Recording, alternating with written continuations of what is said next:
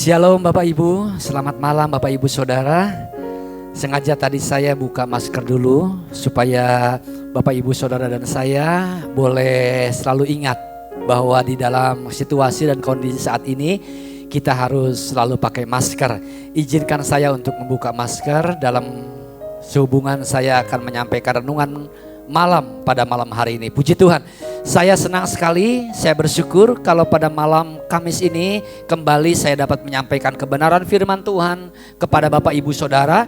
Kiranya firman Tuhan yang saya sampaikan kepada Bapak Ibu Saudara boleh menjadi sesuatu yang dapat menguatkan Bapak Ibu Saudara, yang memberikan penghiburan bahkan jalan keluar di tengah-tengah Bapak Ibu Saudara dalam situasi dan kondisi yang saat ini terus terang sejujurnya sangat menakutkan dan jauh dari rasa ketenangan Bapak Ibu Saudara. Tapi firman Tuhan ya dan amin. Tuhan sanggup menolong kita. Dia adalah Allah yang berkuasa. Bapak Ibu Saudara, puji Tuhan. Ya, Bapak Ibu Saudara, apa kabar pada malam hari ini? Saya berharap Bapak Ibu Saudara dalam keadaan yang baik, tetap semangat. Ada di antara Bapak Ibu Saudara memang yang sakit, yang sedang dalam pergumulan, tetap semangat. Saya senantiasa berdoa untuk Bapak Ibu Saudara. Mari sebelum kita masuk dalam renungan malam, mengawali malam hari ini, saya ajak Bapak Ibu Saudara untuk tundukkan kepala sebentar. Kita akan berdoa memohon pertolongan turut campur tangan Tuhan. Mari kita berdoa. Bapa di sorga, kami bersyukur kalau malam ini kami boleh kembali datang kepada Tuhan. Kami boleh kembali juga melayani di dalam renungan malam. Tuhan tolong urapi, Roh Kudus bekerja sehingga renungan malam ini walaupun sederhana dan singkat tapi tetap menjadi berkat, solusi, penghiburan kepada setiap orang yang mendengarnya. Terima kasih Bapa, dalam nama Yesus Tuhan kami berdoa dan mengucap syukur. Amin. Bapak Ibu Saudara, malam hari ini saya ingin menyampaikan satu tema kepada Bapak Ibu Saudara. Kalau dalam renungan malam hari Kamis yang lalu, minggu yang lalu, istri saya sudah menyampaikan satu tema yang memberkati Bapak Ibu Saudara tentang semangat. Memang saya sangat setuju dengan istri saya. Semangat itu sangat penting buat kita semua, ya. Tanpa semangat kita tidak akan bisa melakukan apapun, Bapak Ibu Saudara. Tapi dengan semangat kita akan mampu melakukan segala sesuatu bersama-sama dengan Tuhan. Oleh karena itu, saya kembali mengajak kepada Bapak Ibu Saudara untuk mengingat renungan malam hari Kamis minggu yang lalu, untuk tetap semangat. Yang sakit tetap semangat Bapak Ibu Saudara, bahwa keadaan kita akan berubah. Yang lemah, yang down tetap semangat. Karena bersama-sama dengan Tuhan, Tuhan pasti akan merubah kita. Nah, tema malam hari ini adalah perasaan tenang. Bapak Ibu Saudara, setiap orang ingin merasakan perasaan yang tenang. Betul nggak Bapak Ibu Saudara? Mungkin ada yang berkata, bagaimana saya tenang? Sedangkan saat ini berita-berita begitu menakutkan di kanan kiri. Baru aja bangun tidur, buka TV, buka HP, ya, atau ketemu orang sudah menyampaikan berita-berita yang menakutkan. Berita tentang sakit penyakit, berita tentang kematian, berita tentang ekonomi yang lemah, berita tentang usaha yang susah, dan berita-berita lain yang menakutkan. Memang dunia ini penuh dengan segala ketakutan Bapak Ibu Saudara. Bukankah itu semua firman Tuhan sudah mengatakannya? Jadi Bapak Ibu Saudara dan saya kaget, jangan aneh.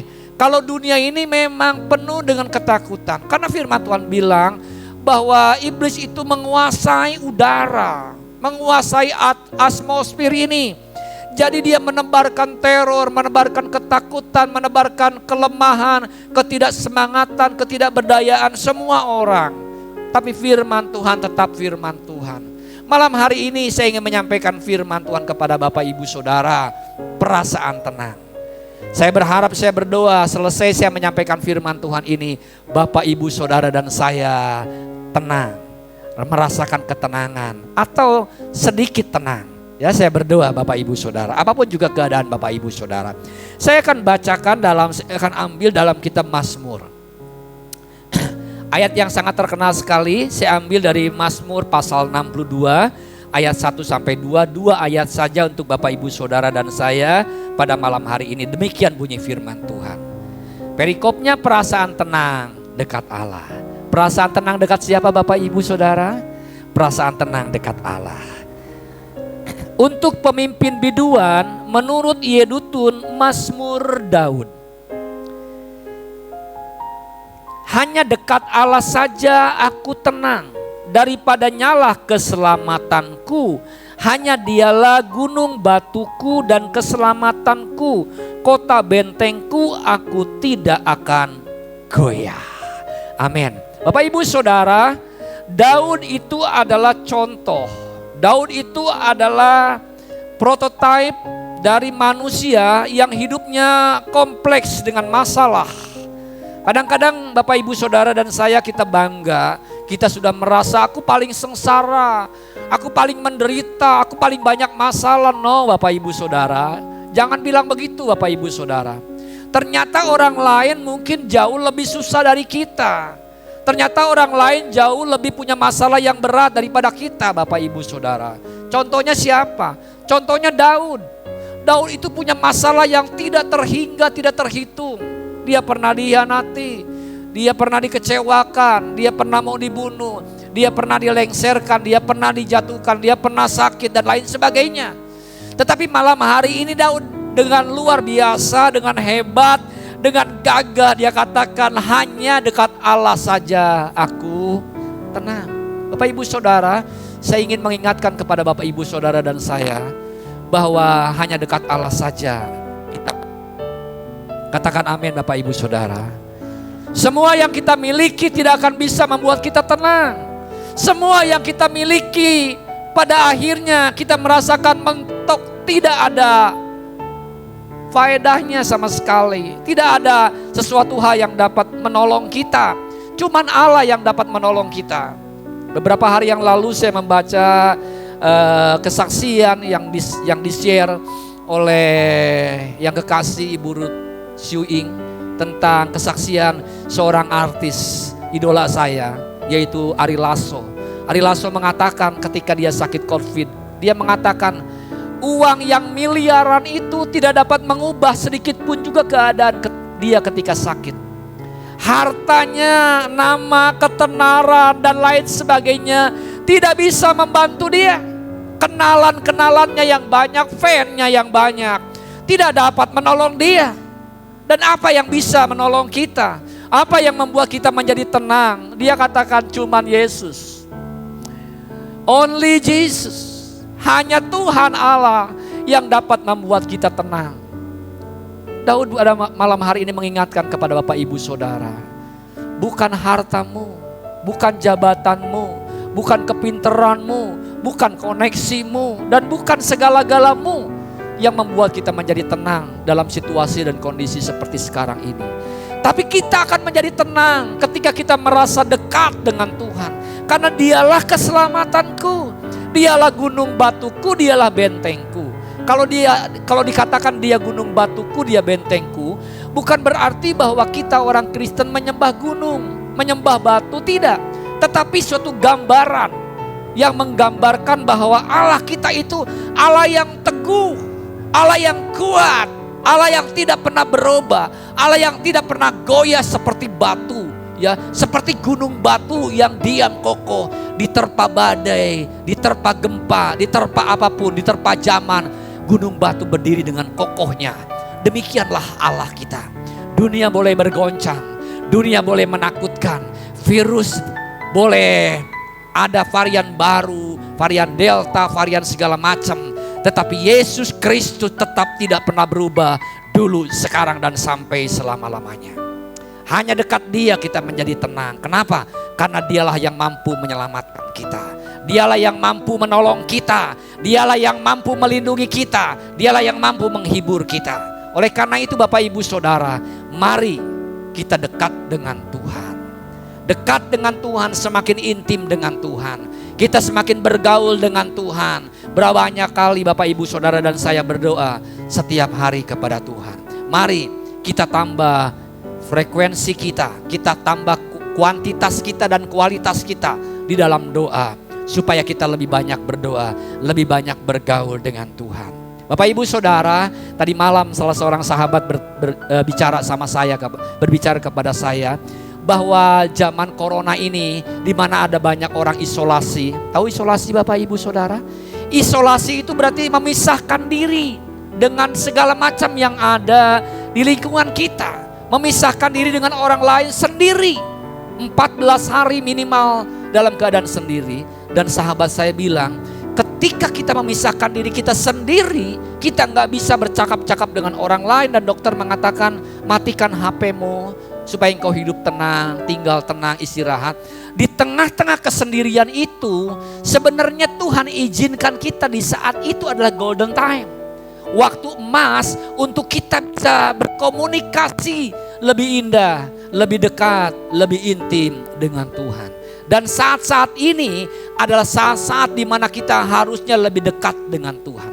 Lebih intim dengan Tuhan, lebih bergaul dengan Tuhan, lebih banyak berdoa kepada Tuhan, lebih banyak baca firman, lebih banyak memuji Tuhan. Daripada kita ngerumpi, daripada kita mempersoalkan ngobrol yang ngaler ngidul yang gak menentu. Ya, pemerintah mengatakan hindari berkerumun, hindari bergerombol. Yuk sekarang kita berhenti untuk bergerombol dulu, berhenti untuk ngobrol-ngobrol dulu di warung kopi. Kita lebih banyak berdoa sama Tuhan, lebih banyak baca firman, lebih banyak kita sekalian bersekutu dengan Tuhan, memuji memuliakan nama Tuhan. Karena hanya dekat Tuhan saja kita akan merasa tenang.